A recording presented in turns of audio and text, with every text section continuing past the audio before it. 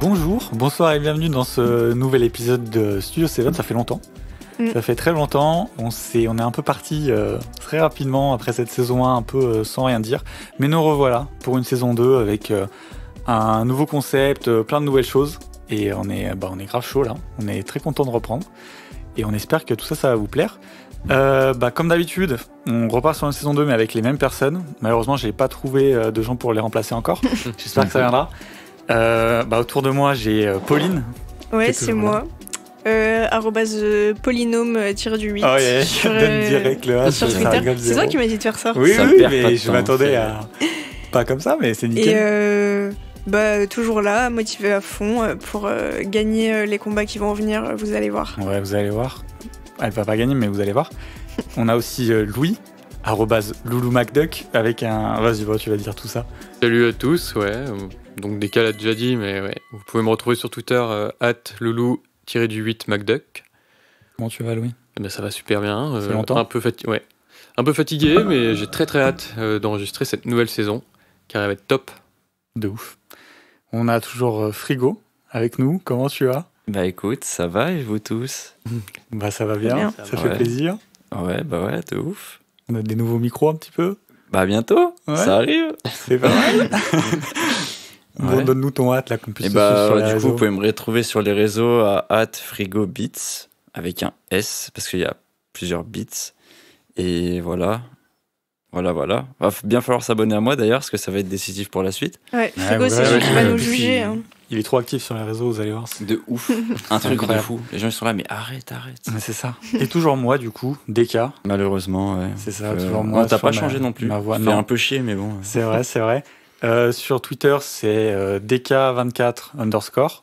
C'est de la tirette du 8 pour ma maman, qui sait sûrement pas. Est-ce que c'est un underscore ? Et écoutez, on est parti pour cette saison 2. Il commence déjà. Il faut penser à tout le monde. Alors, comment annoncer tout ça ? Déjà, on peut vous dire qu'on a un nouveau concept, donc ça c'est déjà fait.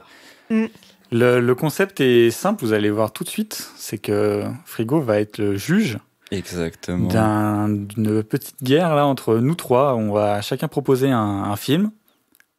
Et autour de ce film, il va être proposé. J'allais le dire. C'est pas le temps, mais c'est pas grave. C'est pressé de reprendre, c'est normal. Il n'y a pas le temps.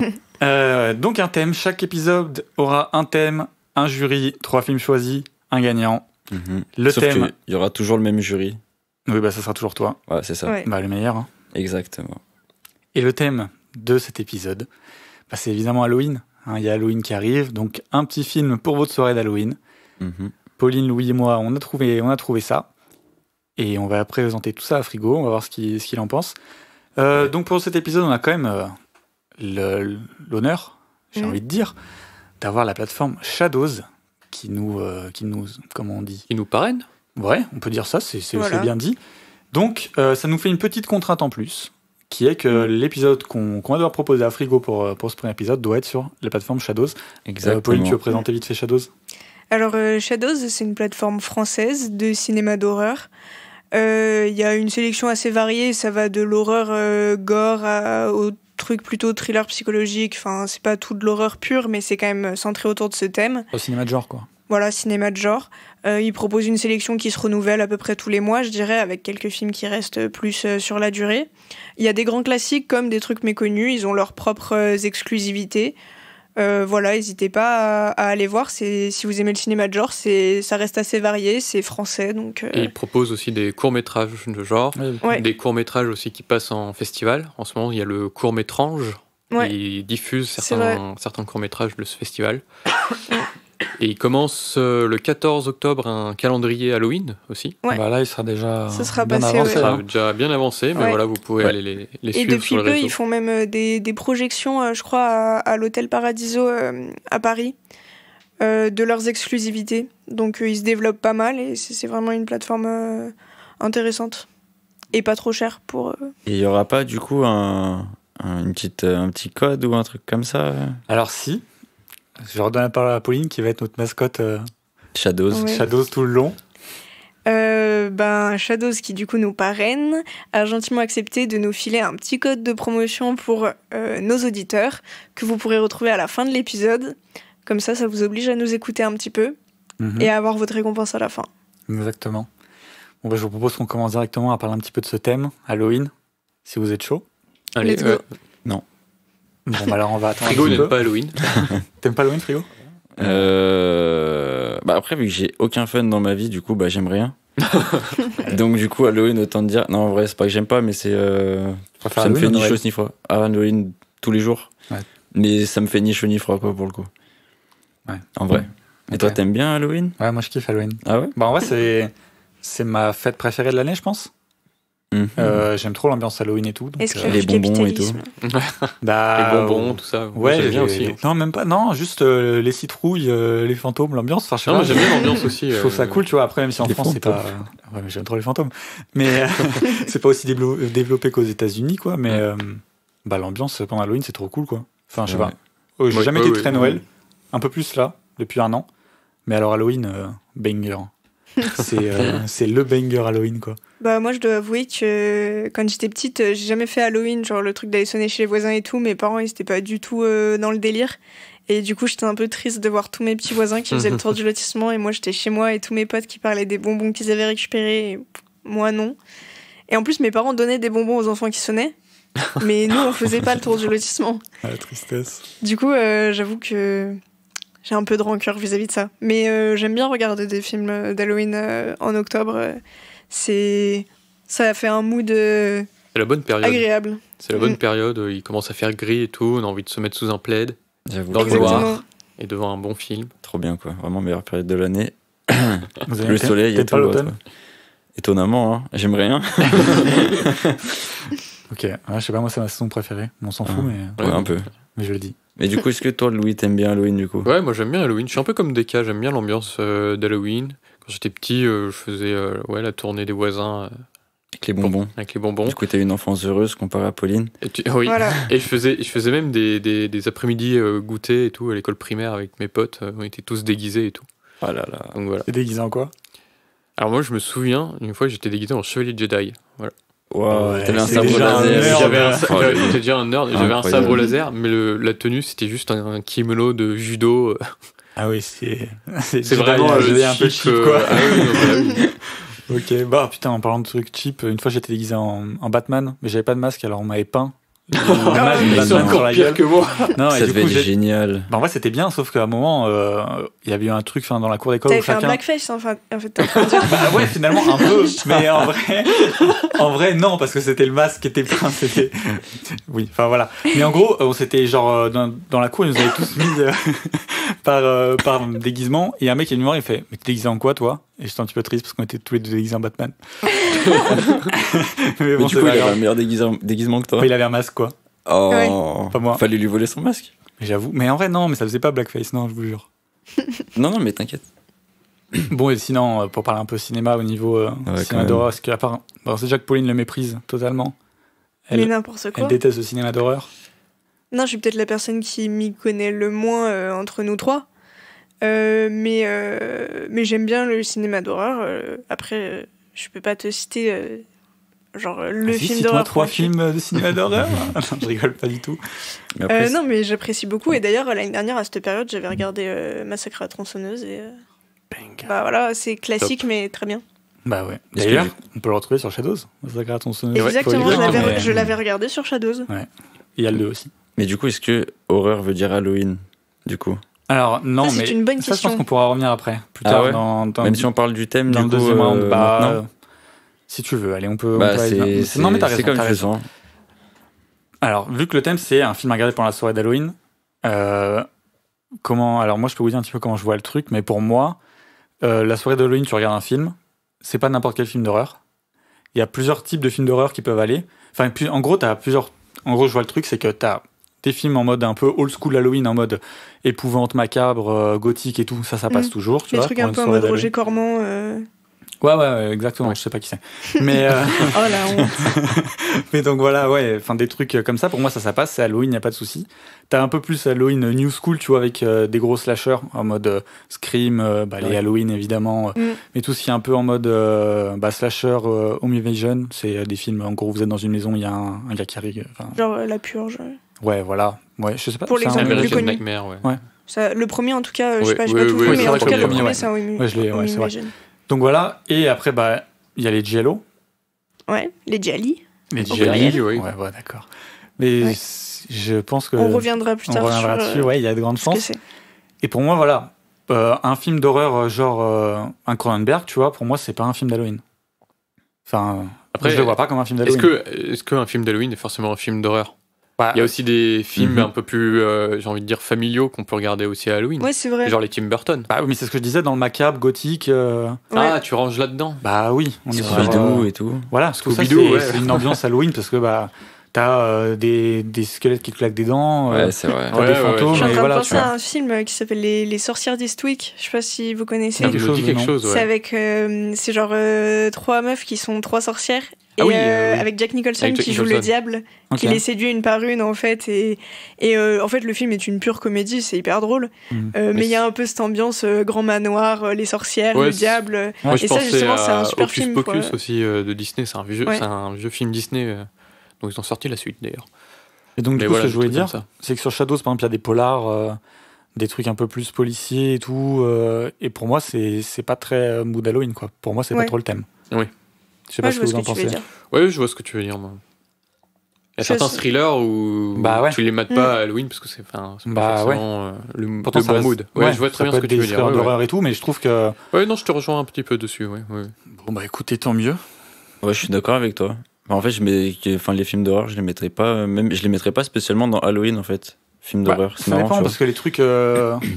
Un peu nouveau en mode Paranormal Activity, tu vois, malheureusement, je sais pas pourquoi je dis malheureusement, mais je sais pas pourquoi je dis malheureusement, mais en gros, ça passe, tu vois, aujourd'hui, sur Halloween. Enfin, je trouve parce que ça fait peur, t'as aussi le truc de la peur à Halloween. Et si le film, c'est un film qui a but de vraiment de faire peur, ça passe, tu vois. Ouais, mais tu vois, là, par exemple, moi, quand je repense aux films d'Halloween, du coup, c'était des trucs que je voyais quand j'étais petit. Genre, je voyais, en fait, c'était des films vraiment, genre, Scary Movie, tu vois. Ouais. Genre pour moi c'est mes films d'Halloween parce que c'est ce que je voyais quand j'étais petit et que c'était genre la période d'Halloween. Mais du coup genre ça fait pas peur quoi. Non, mais ça va, c'est marrant quoi. C'est dans Halloween quoi. Non mais moi c'était le premier Scooby-Doo, tu vois, c'est pareil. Ouais bah oui, mais après Scooby-Doo c'est vraiment ambiance Halloween. C'est totalement Halloween. Oui, c'est ambiance Halloween. Enfin, à mon goût en tout cas. Mais c'est pas un film d'horreur quoi. Enfin c'est pas un film. Ah oui, non, c'est un film d'horreur, mais du coup c'est gothique, macabre, épouvante. Enfin ça va quand même dedans, je trouve. Non, mais tu vois ce que tu veux dire. En fait, du coup, notre thème aujourd'hui, c'est les films d'Halloween, mais c'est pas forcément film d'horreur. Ouais, c'est ça. C'est vraiment un film pour votre soirée d'Halloween. Donc on va voir un peu ce qu'on a proposé. Est-ce que vous avez des trucs à rajouter sur tout ça ? Non, je pense que ça viendra avec la discussion. Allez, écoutez, on va passer au premier round. Let's go. Alors le premier round, ça va être l'intrigue, le plot, l'histoire de notre film. Donc on va présenter à Frigo. Exactement. Est-ce que l'un de vous deux veut commencer à présenter un petit peu son film qu'il a choisi aujourd'hui ? Vas-y, moi je vais y aller puisque je suis si prévisible que ça. On a déjà teasé un peu. Oui, on pense que tu vas prendre un Giallo. Comme je suis une meuf qui adore sortir de ma zone de confort, surprendre, etc., j'ai pris un film italien de Mario Bava, le père du Giallo, qui s'appelle Une hache pour la lune de miel. T'es sûr? Tu sais que j'ai failli le regarder. Donc voilà, c'est pas forcément celui qui ressort en premier quand on parle de lui, mais il reste assez connu. Et du coup, l'histoire, c'est un mec qui, dès le début du film, vous met dans sa peau, en voix off, et vous dit qu'il est schizophrène et qu'il tue des meufs. Et du coup, c'est un peu déstabilisant comme début. Non. Et sauf qu'on comprend que il fait ça dans un but pour essayer de retrouver la mémoire sur un événement qui l'a traumatisé quand il était enfant. Et en fait, il a des visions d'une femme qui dit son nom à chaque fois, très régulièrement. Et en fait, il dit qu'à chaque fois qu'il a ces visions, il ressent le besoin de tuer parce qu'à chaque fois qu'il tue une femme, ça l'amène plus loin dans son souvenir. Il retrouve un petit peu plus la mémoire de ce souvenir traumatisant à chaque fois qu'il tue une femme. Et du coup, en parallèle, il y a aussi un peu des intrigues avec du coup sa femme qui est insupportable, qui peut plus se blairer. Lui, il demande le divorce, elle veut pas. Il travaille dans le monde de la mode, il est photographe pour des robes de mariée. Donc il a des modèles et tout, c'est très... on est dans son studio, il y a une belle ambiance. Et il va tuer souvent certains de ses modèles. Et à chaque fois, il tue des femmes qui annoncent qu'elles vont se marier. Donc, juste avant qu'elles se marient ou pendant leur lune de miel ou quelque chose comme ça. Et du coup, on comprend qu'il a un peu un blocage avec l'idée de mariage. Il a ce souvenir traumatique. Bon, pourquoi il fait ça, etc. On essaye de démêler un peu, en même temps que lui, cette question de pourquoi il a ces pulsions de meurtre. Ok. Du coup, c'est un film italien, du coup ? Ouais, c'est ça. Alors après, pour la petite précision, sur Shadows, il est en français ou en anglais. Du coup, je sais pas exactement dans quelle langue il a été tourné, parce que parfois, les films italiens de l'époque, il y avait des acteurs de toutes Les synchronisations labiales. Je crois bien que normalement, la VO, c'est italien, mais là, pour le coup... Elle a fait des lourdes recherches, hein, Pauline. Hein. Ça travaille bien pour rendre son film, super. Mais là, pour le coup, ça propose VO, il y a écrit italien, mais le film est en anglais. Donc c'est pour ça m'a un peu... J'ai pas compris. Mais du coup, je l'ai regardé en anglais, et en vrai, ça passe hyper bien. Moi, j'ai quand même une question, si je peux me permettre. Oui, bien sûr. Est-ce que tu peux nous dire un peu ce qu'est un giallo, quand même ? Parce que je sais pas si tout le monde... J'allais venir, d'ailleurs, parce qu'on va pas oublier que j'y connais rien. Je comptais le faire dans la partie 2, mais... Ah bah, écoute, si tu veux en parler plus tard, ça va très bien. T'as autre chose à dire sur ton film ? Il y a aussi une intrigue un peu amoureuse, genre avec une maîtresse. Enfin, il y a plein d'éléments qui viennent se croiser et il faut un peu reconstruire les pièces du puzzle avec le protagoniste. Donc, mais du coup, c'est quoi ? On suit sa thérapie ou c'est genre non, juste c'est vraiment, sa folie du coup ? Non, c'est sa folie et il y a une voix off de lui-même en fait qui justement qui perd un peu la boule en même temps qu'il essaye de la retrouver en fait. Et c'est très introspectif sur vraiment ce personnage-là. On est vraiment très centré sur lui et sur pourquoi il fait ça. Et il est très solitaire, en fait. Il n'a pas de gens à qui il se confie. Il y a un policier qui aussi est un peu sur ses traces, mais qui n'arrive pas à avoir de preuves tangibles. On sent que le policier se doute de ce qu'il fait, mais qu'il n'arrive pas à le coincer. Et du coup, il y a vraiment cette traque à distance, mais on est tout le temps avec lui. On est jamais plus avec le policier, quoi. Ok. On a tout dit là-dessus ? Je pense, hein. J'avais juste une petite question. Ouais. Du coup, pour les gens qui nous écoutent, et il y a sûrement des gens qui sont pas trop cinéphiles et qui regardent peu de films, sur 10, au niveau accessibilité de ton film, tu dirais... Pour quelqu'un qui n'est pas du tout cinéphile, qui regarde un film très rarement... franchement, il est vraiment très accessible grand public. Je dirais 9. Enfin, ah ouais, d'accord. C'est vraiment du film très accessible, ouais. Ok. C'est pas genre un truc en mode... Alors, je sais pas... Là, dans ma tête, j'ai The House That Jack Built qui me revient en tête. Ouais. C'est du même genre ou pas ? Non, pas du tout. Ok. C'est vraiment beaucoup plus simple sur la narration. Ok, d'accord. Et ça se regarde vraiment très bien pour les gens qui aiment juste regarder des petits films un peu horreur psychologique. Ça passe super bien. Ok. Louis, tu veux prendre la suite ? Ouais. Alors moi, Frigo, je vais te présenter un film américain de 1990. Ok. Qui s'appelle L'échelle de Jacob. Ok. Réalisé par Adrian Lyne. C'est l'histoire de Jacob Singer, un soldat pendant la guerre du Vietnam. Qui est un chanteur ? Rigole, mais il y a une vanne comme ça dans le film. C'est moi qui ai écrit le film en fait. Je veux pas vous déranger, mais... Donc c'est l'histoire de Jacob Singer, un soldat pendant la guerre du Vietnam qui est blessé. Ok. Et qui se réveille en 1975, donc après la guerre. Et il a des visions, des hallucinations. Les fameux flashbacks du Vietnam. Non, même pas. C'est ça qui est intéressant. C'est que il y a une grosse voix comme ça. c'est pas le syndrome post-traumatique à la Rambo, c'est des hallucinations, mais angoissantes, ultra angoissantes. C'est des personnes au visage complètement déformé ou sans visage, voire même des visions de démons. Et il va essayer de s'en sortir, d'essayer de trouver un peu la cause de toutes ces hallucinations. Et au fur et à mesure du film on avance, je vais volontairement pas spoiler, mais il va se rendre compte qu'il n'est pas le seul à avoir ces hallucinations, mais ses anciens collègues, ses anciens frères d'armes du Vietnam les ont aussi. Et donc ils vont plus ou moins essayer de savoir d'où est-ce que ça peut venir, et d'essayer de se sortir de cet affreux cauchemar. Ok. Et du coup, c'est quoi ? C'est un film qui se passe aux États-Unis ? Ouais, aux États-Unis. Il y a quelques flashbacks du Vietnam, forcément. Mais ouais, l'essentiel de l'intrigue se passe à New York.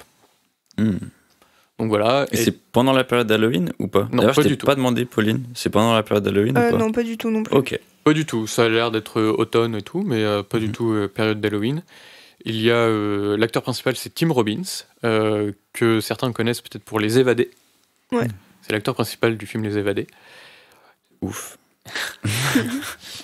Et voilà. Et cet homme aussi, donc Jacob Singer, donc non seulement il est hanté. Chanteur. J'allais le dire. Putain, c'est chiant, putain.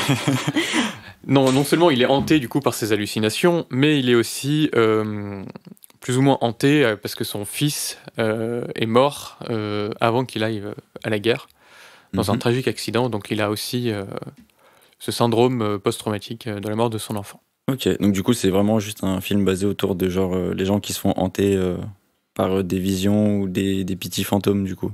Des petits fantômes. Des petits fantômes. Ouais, mais les fantômes, c'est pas des fantômes de la guerre du Vietnam. C'est pas Casper, genre. C'est pas Casper. Non, c'est que la guerre du Vietnam, c'est tranquille. Oui. C'est ça qu'il est en ça train va de dire. Ok, d'accord. Non, mais non, qu'est-ce que tu racontes? Non, c'est des fantômes, enfin, c'est des hallucinations. Il sait pas d'où ça peut venir. Ok, d'accord. Genre, c'est vraiment des hallucinations du démon, quoi. Il sait pas d'où ça vient et tout. Ok. Et donc voilà. Ah, du coup, je vais poser la question de Deka. Est-ce que tu le jugerais accessible, du coup? Ouais, plutôt. Sur 10, tu dirais... Je dirais David Lynch sur 10. Ouais, Ok, non, du coup, ultra accessible. Si, non, en vrai, c'est pas non plus du David Lynch, mais je dirais 8 sur 10. Ah oui, quand même. Ouais, Ah ouais, bon. quand même. Moi, j'avais une question. Bon, est-ce qu'on est sur un film antimilitariste ou pas? J'allais y venir. Pas spécialement. Mais Plus tard. Mais j'allais y venir un peu plus tard, mais je peux te donner le début de réponse, c'est que oui, il y a un côté Après, un un peu film critique. américain qui... un peu critique sur la guerre du Vietnam. dans le cas. Hein. De quoi? Là, pour le coup, je croyais qu'il allait dire oui, c'est pour les... C'est pas antimilitarisme. Ah non, je crois que... Non, Non, c'est Du coup, ouais, antimilitariste. j'ai mal compris, j'ai pris shot. Ouais. Ok. C'était quelle année, toi, ton film, Pauline? 70. Et toi, Louis?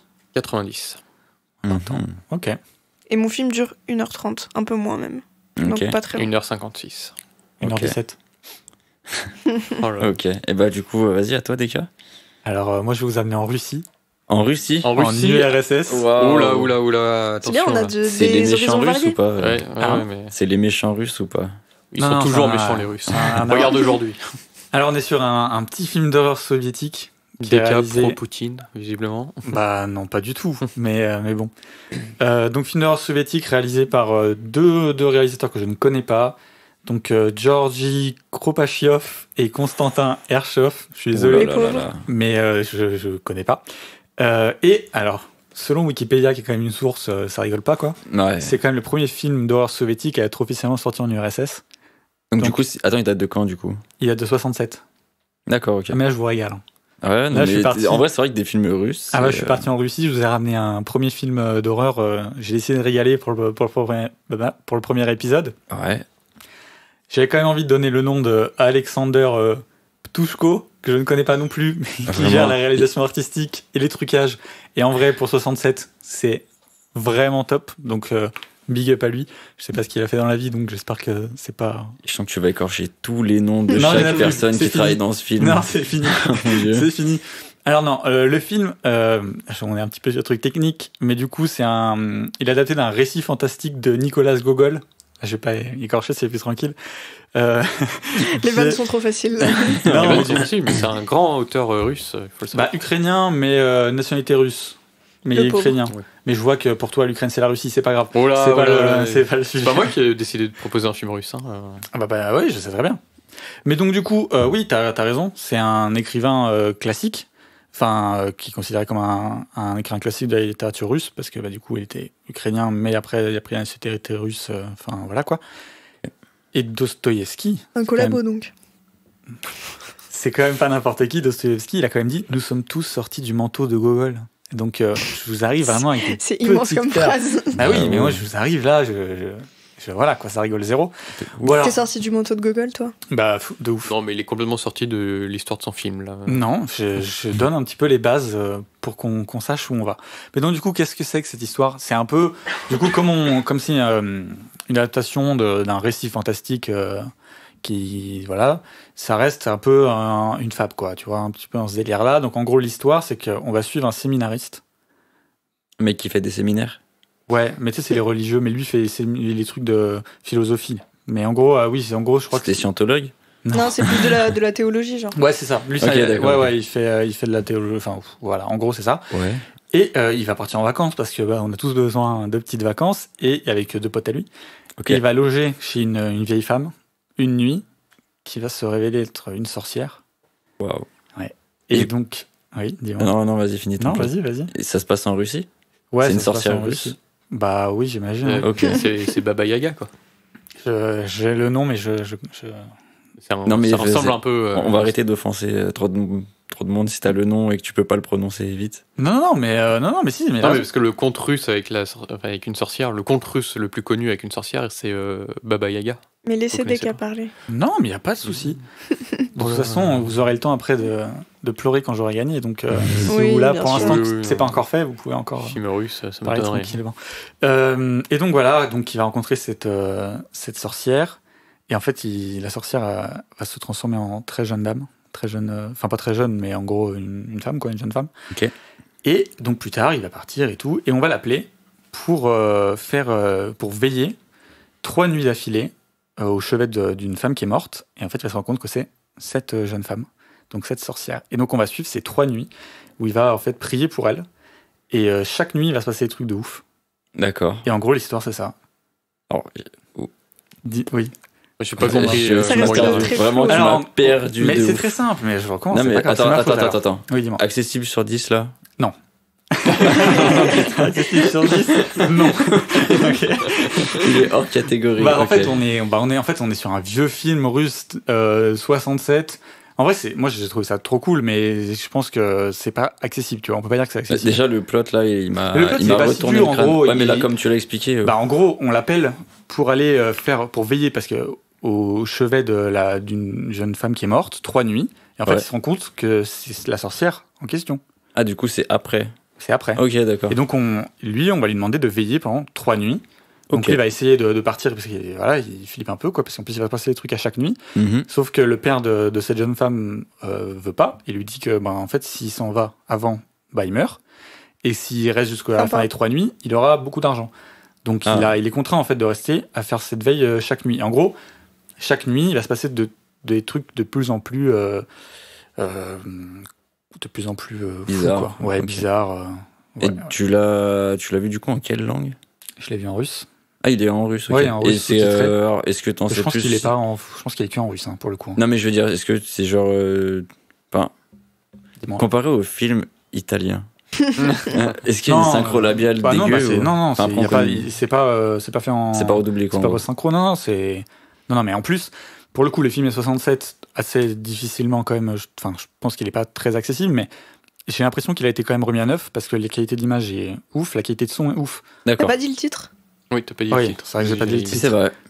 Alors. Oh non. Si, je crois que ça se prononce Via, V-I-Y.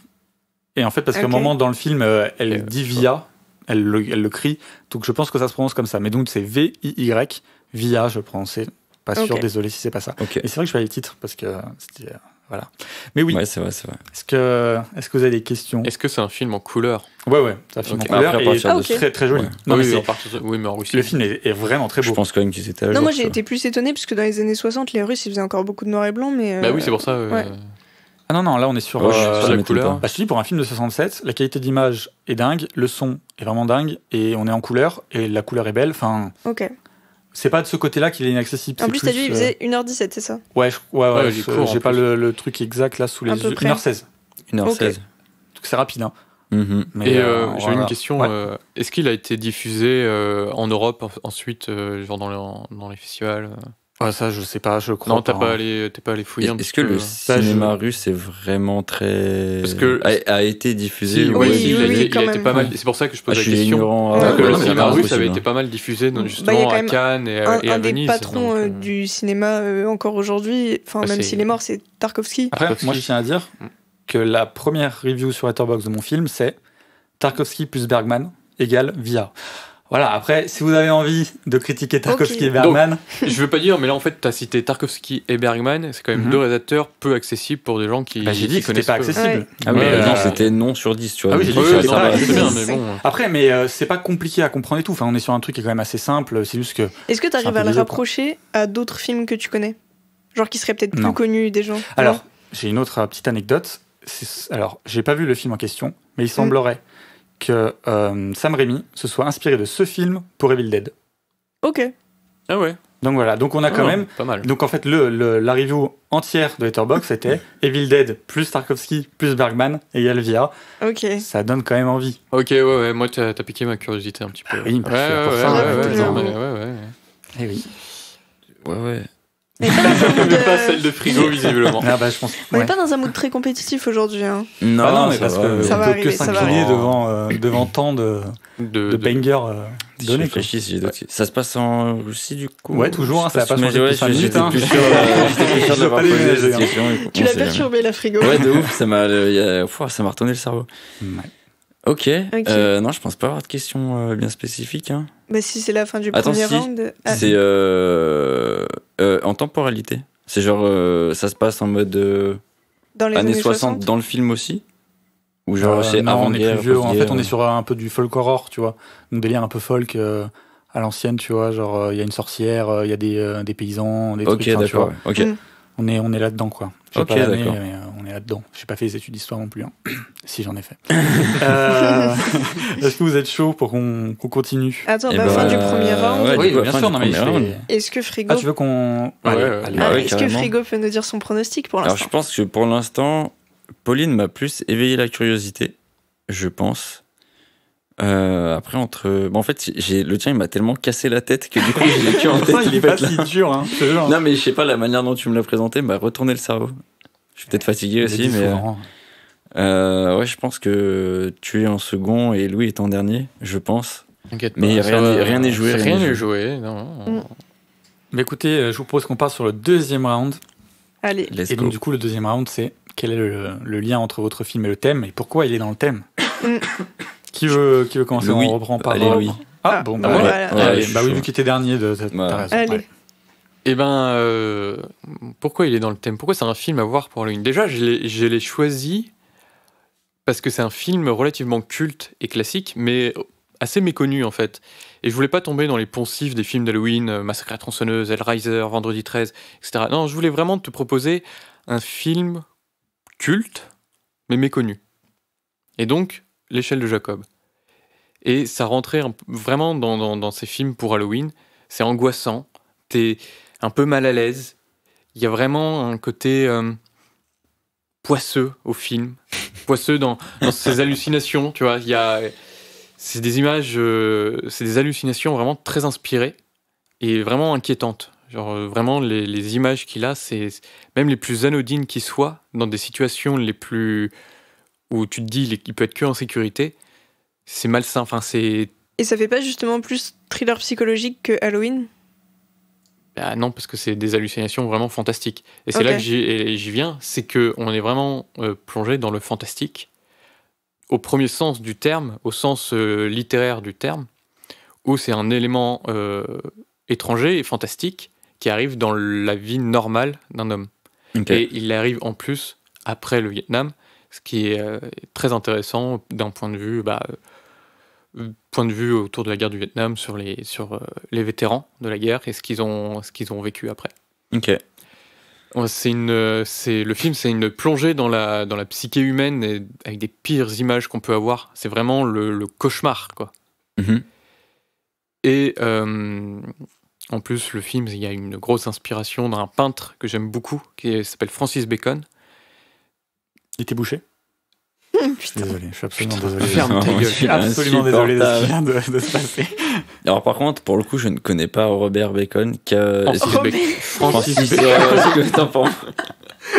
Alors, il y a rien qui va. Francis Bacon, c'est un peintre du XXe siècle qui a fait des tableaux aussi avec des visions super inquiétantes de la psyché humaine, de tout ce qu'il y a de cauchemardesque. C'est pas lui qui a fait le tableau où il y a genre un gros monstre qui mange la tête. Non, enfin il peint pas les visages, si tu veux. Il a la meuf qui a essayé de sortir sa culture. Donc Francis Bacon, il peint des visions très cauchemardesques. Et son tableau le plus connu, c'est un portrait du pape. Et si tu veux, il peint pas les visages. Les visages sont comme étirés de douleur. Et on voit pas les yeux sont étirés vers le haut et les personnages crient. Donc c'est étiré aussi vers le bas. Et ça donne vraiment, t'es devant, t'es un peu mal à l'aise. Ok. Et c'est des tableaux moi, que j'aime beaucoup, qu'il est vraiment... allez voir sur Google, donc Francis Bacon. Et ça rentre toujours dans le film d'Halloween, car L'échelle de Jacob a inspiré un autre film que je considère un peu comme un film d'Halloween, mais aussi une saga de jeux vidéo pour Halloween, Silent Hill. Ok. Qui a été adapté donc, en film par Christophe Gans. Ok. Mais c'est pas juste des zombies, Silent Hills? Non, c'est des visions aussi très cauchemardesques, une ville où des monstres humains sans vraiment être humains. Mm-hmm. C'est très étrange, en fait, tu les reconnais, du coup ça te met mal à l'aise, c'est ça qui... Et du coup, voilà. Et dans l'échelle de Jacob, c'est pareil, t'as des monstres comme ça, déformés, et tu les découvres. Ok, d'accord. Donc voilà, c'est une véritable plongée donc, dans un Halloween cauchemardesque, mais vraiment de la psyché humaine. Donc ça va plus loin que le simple thriller psychologique à la Seven, par exemple. Là, il y a vraiment des éléments fantastiques, plus vraiment de cauchemar et tout. C'est vraiment une enquête derrière, bien sûr, parce qu'il enquête sur ce qui se passe. Mais voilà. C'est vraiment le film d'Halloween où, genre, après, quand tu dors, t'as besoin de ta veilleuse, quoi. Oui, je vois le mais à la fin, c'est un peu apaisant quand même. Donc ça va. Ok. Ah, donc il y a une happy end, du coup. Pas au sens classique du terme, mais ça se finit bien. Ok. Voilà. Ok. Je pense pas avoir de questions pour le coup. Non, je. Deka, tu nous dis pourquoi ça rentre dans le thème ton film. Ça va être très rapide. Hein. Il y a une sorcière, des fantômes, des squelettes, des ghouls, des démons, des vampires. C'est pas un peu classique quand même. Oui, c'est vrai qu'un film russe des années 67, non, mais Halloween ou sorcière, fantômes et tout. Après, il y a une scène, il y a un plan où c'est juste un squelette qui claque des dents. Je veux dire, est-ce que j'ai besoin de vous faire plus pour dire qu'on est dans le thème d'Halloween? Ouais, mais c'est beaucoup trop classique quand même. Ah bah c'est classique, mais c'est Halloween quoi. Est-ce qu'ils sont dans un cimetière aussi ou pas? Non, ils sont dans une église. Pas mal Halloween quand même l'église aussi. Ouais, c'est vrai. En fait, comme il fait une veillée, elle est dans un tombeau quoi. Enfin dans un cercueil pardon. Et voilà. Elle est dans un tombeau. Ouais. Non, elle est dans un cercueil et voilà. Enfin, à partir du moment où il y a une sorcière, il y a juste un plan sur un squelette qui claque des dents. J'ai pas besoin d'aller plus loin, quoi. Ouais, vous voyez les 15 minutes. Peut-être au début, vous dites ouais, peut-être, je sais pas. 15 minutes, ça part en folie gothique macabre à fond. Bah oui, on est full dans Halloween. Là, franchement, j'ai aucun doute sur le fait que ça soit dans le thème. Ok, d'accord. Attends, juste là, j'ai une question qui me vient avant qu'elle parte. Est-ce qu'il y a des comment on dit déjà? Des jumpscares? Non. Ah non. Louis? Non. Moi non plus, je crois pas. Tu crois pas? Tu l'as vu ton film? Oui, je l'ai vu. Non, mais après, ça dépend de la sensibilité des gens, je pense. Mais non, il n'y a pas de jumpscare. Ok, d'accord. Bah, allez, à toi, Pauline. Ok. Alors, du coup, j'ai dit tout à l'heure que je reviendrais sur le thème Diallo. J'y reviens maintenant parce que, du coup, comme un peu dit Deka en introduction, le Diallo, pour moi, c'est l'un des grands sous-genres typiquement mood d'Halloween. Du coup, c'est un genre qui vient d'Italie. À la base, les gialli, c'est des livres de poche des policiers, enfin des polars, qui avaient une couverture jaune. De l'édition Mondadori. Voilà. Et du coup, giallo, ça veut dire jaune en italien, donc pas chercher plus loin. Et derrière, il y a eu une vague de films entre les années 60 et 80 surtout, qui reprenaient un peu ce côté polar, mais en mêlant ça à de l'horreur, de l'érotisme, avec des choses assez précises. Donc, par exemple, ça se passait souvent dans le monde de la mode, ce qu'on retrouve un peu là avec ce personnage qui prend en photo des mannequins pour robe de mariée. Du coup, Mario Bava, c'est un des réalisateurs les plus connus, les plus emblématiques de ce mouvement, avec par exemple Dario Argento aussi, qui est très connu, enfin peut-être même plus connu que Bava, mais... auprès du grand public, sûrement. Mais voilà, auprès du grand public. Et Mario Bava, il a notamment fait un film qui s'appelle 6 femmes pour l'assassin, qui est l'un des giallo les plus réputés comme pilier du giallo, quoi. Oui, la baie sanglante aussi. Il y a la baie sanglante aussi, ouais. Et du coup, on est dans les films, enfin les caractéristiques plus précises dans les films, ça va être des choses très colorées. Avec alors c'est vrai que d'habitude on a plus des protagonistes féminins et avec des séries de meurtres et où l'assassin est plus à distance, alors que là dans ce film là on est vraiment avec l'assassin. Et en fait, ce qui est intéressant dans les giallo, c'est que c'est jamais des meurtres sans motif. Il y a toujours un rapport à la folie et des personnages qui ont, pour eux en tout cas, des raisons de commettre ces meurtres. Et il y a toujours, par exemple, dans Profondo Rosso de Dario Argento, c'est pareil, c'est un personnage qui est un peu fou, qui est tourmenté avec une histoire avec sa mère. Il y a un peu tout le temps des liens comme ça familiaux ou qui tourmentent les personnages et qui les amènent à commettre les meurtres. Il y a toujours un rapport un peu étrange à la sexualité aussi. Excuse-moi, on est toujours sur les dialogues là du coup. Ouais, ok, d'accord, non, j'étais plus sûr. Ouais. On attend encore le lien avec Halloween. C'est éteint en l'espace de 30 secondes, j'ai tout. Et du coup, une hache pour la lune de miel correspond totalement à cette description du giallo, donc avec le personnage qui est en proie à la folie, les meurtres avec un côté un peu gothique mais sous acide. Et je trouve que ça crée un mood un peu parfait pour Halloween parce que c'est pas terrorisant, le film va pas faire peur en tant que tel, mais il y a une ambiance un peu malsaine de ce gars psychopathe pour qui on sait pas trop si en fait faut avoir de l'empathie ou pas, qui va être en fait un tueur en série, et avec ce côté très limite fun, coloré, qui contrebalance. Et du coup je trouve que ça fait penser en fait à ces soirées où on mange des bonbons en regardant les films, quoi. Et c'est pour ça que je trouve que ça rentre bien dans le thème d'Halloween. Bon, moi j'aurais pas choisi ce giallo là, tu vois. J'aurais pris un avec une sorcière et tout, parce qu'il y en existe, et là ça aurait fait beaucoup plus Halloween. Tu l'as vu celui-là? Avec les sorcières, c'est pas vraiment du giallo, hein, parce que il y a quand même Suspiria. Suspiria, c'est pas un giallo. C'est pas un giallo, justement. C'est la transition de Argento vers le non-giallo. Les giallos, normalement, c'est quand même, entre guillemets, ancré dans la réalité. Il n'y a pas spécialement de surnaturel. C'est pas l'histoire policière un peu. À la base, les romans, c'est du policier. Après, les films, ça s'écarte un peu de la définition du roman pour rajouter d'autres choses. Mais c'est pas spécialement fantastique, les giallos. Ok. Et du coup, ton film, comment il se lie au thème d'Halloween, du coup? C'est un giallo. Non, mais du coup, par tout ça, ou est-ce qu'il y a des trucs spécifiques encore dans le film qui font que... Non, moi, c'est ce que je disais, c'est cette ambiance un petit peu malsaine avec le rapport au personnage et en même temps un côté presque jouissif, inavouable, où tu vas passer une soirée devant ce film à manger des bonbons et à voir des meurtres avec du sang rouge écarlate. Voilà. Et en vrai, le giallo est un des genres qui a inspiré aussi le slasher, qui est quand même un genre de film très prisé pour Halloween. Donc, effectivement, pour changer du slasher, je peux comprendre que tu aies choisi un giallo. Exactement. T'es revenu aux sources, quoi. Quoi ? T'es revenu aux sources. Exactement. Voilà. Ok. Tu veux nous faire un petit... nous dire du coup où on en est là dans ta tête ? Écoute, tu es en position pour ce round-là, parce que je pense que là, t'es dans tout ce que j'ai pu entendre, du coup, le plus dans le thème Halloween, avec les petits squelettes qui font... ça. Et alors attends, laisse-moi y réfléchir pour Pauline et Louis. C'est compliqué. Nous, on a pris des risques, hein, c'est tout. Ouais, c'est vrai. Oui. Disons que Pauline se rapproche du slasher, visiblement, vu son choix. Donc je vais mettre Pauline avant, et du coup, Louis, sur ce round-là, tu es le dernier. C'est une grossière erreur, mais bon. Après, ça ne veut rien dire, Oui, c'est que des pronostics. Rien n'est joué. C'est vrai, donc on peut partir sur le troisième round. Et let's go. Hein.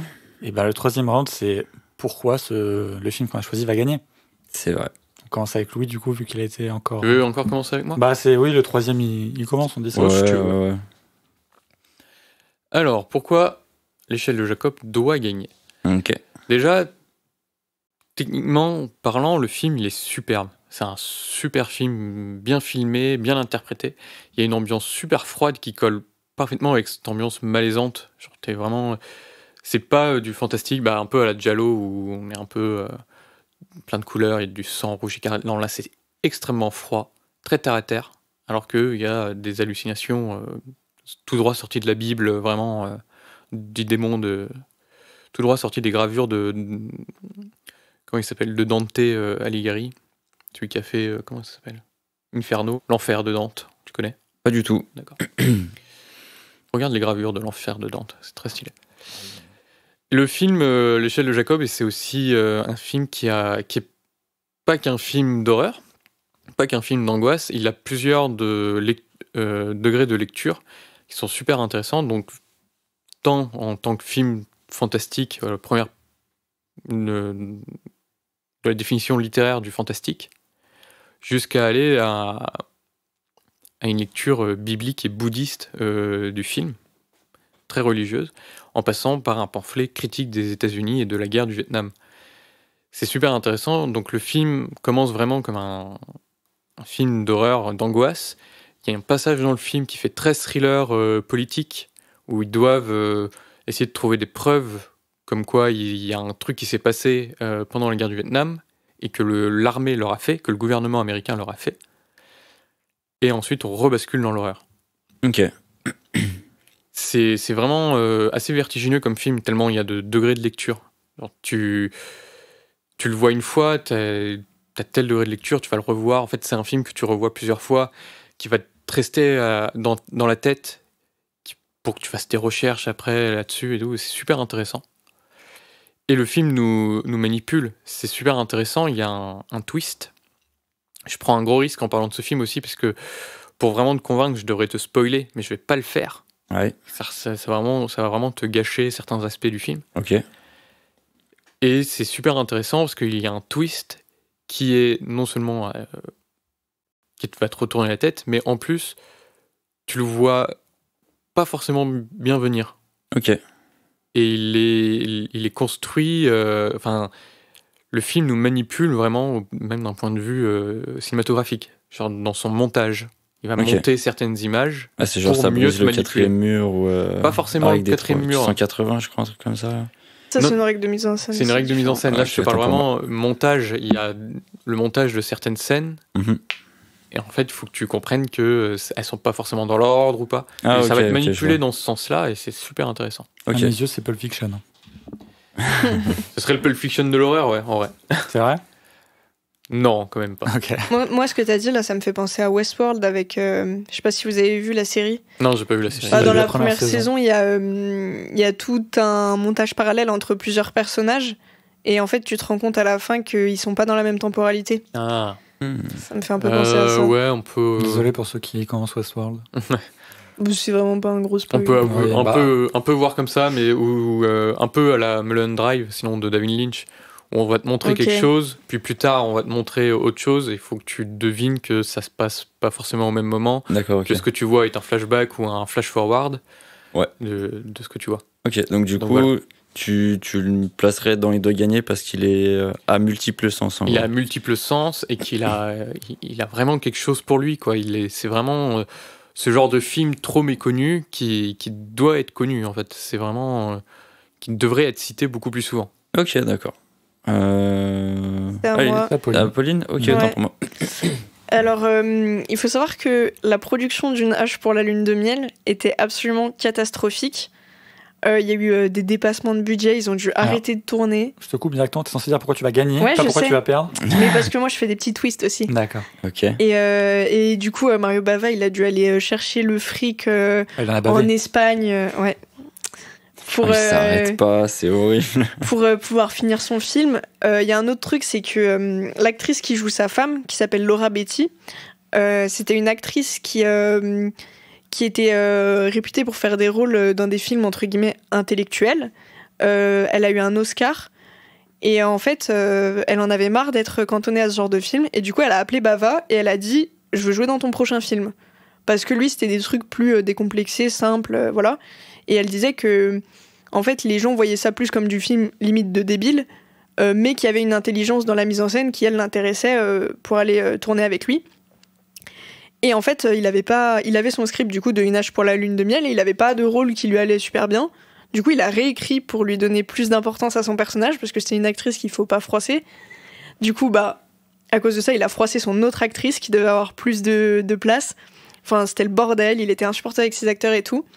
Et au final, il s'en tire vraiment super bien. C'est très surprenant. Donc, comme j'ai dit, il était un peu fauché. Et du coup, il avait aucun budget pour ses effets spéciaux. Et du coup, il va tout miser sur des jeux d'optique, de changement de focus, de transition par des flous ou des choses comme ça, qui fonctionnent hyper bien, c'est super inventif. Les couleurs sont hyper belles, ce qui est un peu propre au giallo. Je crois bien que c'est de l'Eastman Color, donc ça se rapproche du Technicolor, c'est vraiment des couleurs flamboyantes. Et un truc qui peut peut-être convaincre Frigo, j'ai gardé ma carte secrète pour la fin, c'est qu'une autre particularité des giallo, c'est la bande-son, qui est généralement assez mémorable, avec des sonorités très particulières qui sont ultra agréables, je trouve. Et la bande-son de ce film en question est vraiment super. Et il y a d'ailleurs beaucoup d'artistes musicaux qui font des références à ce film dans des chansons, des trucs, des albums. Cite-nous-en un, là. Comment ? Cite-nous-en un, pardon. Ouh là là. C'est pas forcément des gens que je connais. Ah, en plus c'est des mauvaises preuves, ok.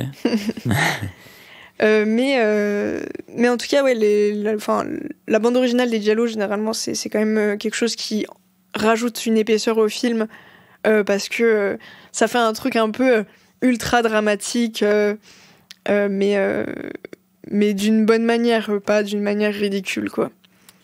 Donc du coup, pour toi, il devrait gagner parce que c'est genre... comment dire, ça a été une réussite techniquement parlant, autant visuellement que le son, en gros. En fait, je trouve que c'est un film de débrouillard. Et j'adore ce côté de mec qui a pas de moyens, mais qui va se débrouiller pour que ça rende bien, que ce soit beau, que ce soit agréable à regarder, à écouter. Ouais, c'est un peu le cas de nos films. Hein. Le mien aussi, hein. C'est un film de débrouillard. C'est un film fauché qui fait ses effets spéciaux. Il a fait un effet spécial qui n'est pas un effet spécial, mais justement un travail sur l'optique de sa caméra. Bah, tant mieux, chez Studio Seven, on me propose du film de qualité. Bah, bien sûr. Ah, ça oui. Hein. Pas mal. Et toi, Deka ? Alors, déjà, je vais te donner un argument instantané. À un moment, il a sorti, il a fait du surf sur un cercueil. Je pense que c'est déjà suffisant logiquement pour gagner, mais je vais aller un peu plus loin parce que voilà. Déjà, juste, il faut que tu saches, peut-être le film, il est un petit peu lent à se lancer. Moi, j'ai pas trouvé, mais je sais que il y a des gens qui peuvent trouver ça un peu lent, mais... Après, faut pas oublier que tu kiffes The Ghost Story. Et ouais, que c'est lent, c'est bien mais là, ça n'a rien à voir. C'est juste qu'au début, il faut que ça se mette en place et tout, et la fin, c'est une explosion de saveurs. Ouais, tu prends les petites glaces que tu prends et que ça fait plein de trucs dans la bouche. Il y a des glaces qui font ça ? Ouais, qui pétillent. Qui pétillent dans la bouche. Ah, ok. C'est ça, en fait. Okay. Tu vois, ou quand t'as pris ton cornet, t'arrives à la fin, il y a le chocolat. Ouais, voilà. Ok. Moi, je suis pas ultra fan, mais je sais que moi non plus, les gens sont... Bon, merde. Mais les gens sont souvent fans. Donc, en gros, voilà. Après, une fois que ça part, c'est trop bien. Le film, il fait 1h16. Donc, moi, je vous dis, si vous voulez faire une petite soirée Halloween, pour débuter la soirée, vous mettez ce film. Il dure pas très longtemps. Vous êtes directement dans un mood bien Halloween. Donc, en début de soirée, pour lancer la soirée, c'est nickel. Okay. Donc, pour moi, ça, c'est aussi une raison qui fait qu'il doit gagner. Évidemment, comme ça, je l'ai dit, mais le surf sur le cercueil, hein. Tu vas voir, la scène, elle est dingue. Il y a aussi une scène de danse absolument incroyable. En fait, c'est drôle. En fait, il y a aussi un truc avec ce film, c'est que c'est drôle, en fait. Ok, il y a beaucoup d'humour dedans, du coup. Ouais. Okay. Et c'est en fait ridicule, mais d'une bonne manière. Tu vois, c'est-à-dire que à la fin, je crois que... C'est un nanar, quoi, que tu nous proposes. Non, pas du tout. Ah, non, pas du tout. Mais en gros, par exemple, je crois qu'à la fin de la première nuit, il arrive dehors, il fait oui, bon, quelqu'un peut me jouer de la musique. Un mec sort de nulle part, il commence à jouer de la flûte, il se tape une danse, mec. C'est un délire, non, mais c'est un délire. Mais la danse, elle est incroyable. La scène de danse. Oui, c'est incroyable. Donc quand tu verras cette scène de danse, tu vas kiffer. Quand tu vas voir la meuf qui fait du surf, tu vas kiffer. Et après, la réalisation est top. Si les gens le comparent quand même, citent Tarkovsky et Bergman dans le voyant, c'est que il y a quand même... trop facile de s'appuyer sur les arguments des autres. Eh oui, mais je peux m'en faire mon propre argument.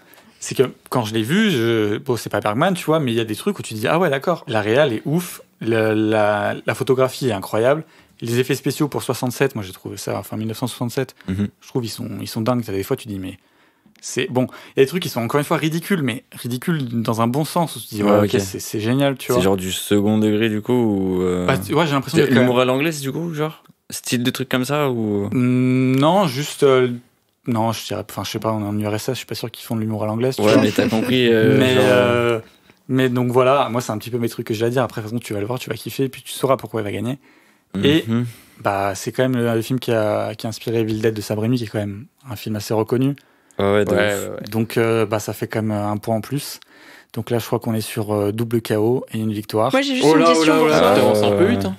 J'ai une question. En termes de couleurs, c'est comment ? Parce que je sais pas pourquoi, à chaque fois que t'en parles, je peux pas m'empêcher d'imaginer un truc en noir et blanc. Oui, moi aussi. Et du coup, moi, j'arrive pas à savoir. Très pâle. C'est marrant. Est-ce que c'est des couleurs genre chaudes, ternes C'est un peu terne, mais en fait, c'est un peu. En vrai, il y a un peu un mood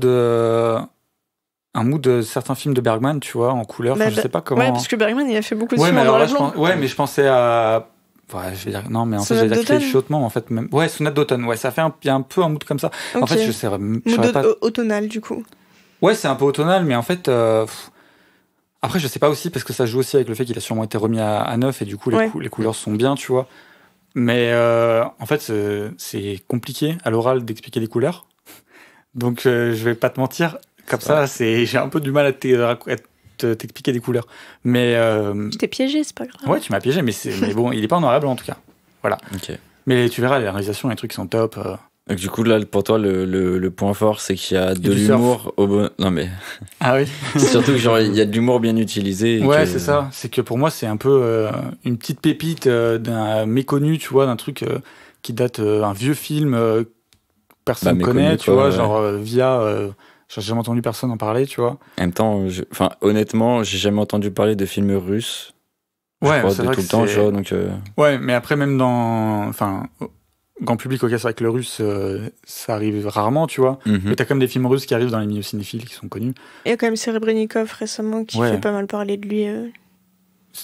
C'est celui qui a fait La femme de Tchaïkovski qui va sortir bientôt, et puis qui avait fait Leto et Petrov's Flou. Non, mais en vrai, il y en a des Russes. Mais c'est vrai que ce film-là, j'ai l'impression vraiment qu'on est sur une petite pépite qui a été un peu perdue de vue. Et donc, je pense que tu vas kiffer. Ok. Juste laisse-toi un petit peu le temps de partir. Okay. Et une fois que ça sera parti, tu vas voir les trucs et tu vas dire, c'est sympa quand même. Ok. Voilà, c'est comme ça que je te le vendrai là, et que je dirais que il va gagner, quoi. Ok. Alors, pour le coup, je pense que pour ce round, Louis m'a plus convaincu. Parce que les trucs avec des multiples sens, j'aime bien. Puis du coup, ça te force. On sait très bien que je le ferai pas, mais à revoir le film, tu vois. Ouais. Après, je te mettrai toi, Deka. Et du coup, en dernier, je mettrai Pauline. La dégringolade. Comme quoi, il suffit pas d'avoir des couleurs qui pètent. Il n'y a pas que des couleurs. Comme quoi, on peut démarrer dernier. Mais c'est pas grave, il va avoir la super bande-son. Et c'est vrai que rien n'est joué tant que Frigo n'a pas c'est vrai. les films. C'est du coup, maintenant, tout va se jouer sur nos réseaux, du coup. C'est ça. Alors, en gros, maintenant, pour vous expliquer, du coup, Frigo va voir les films.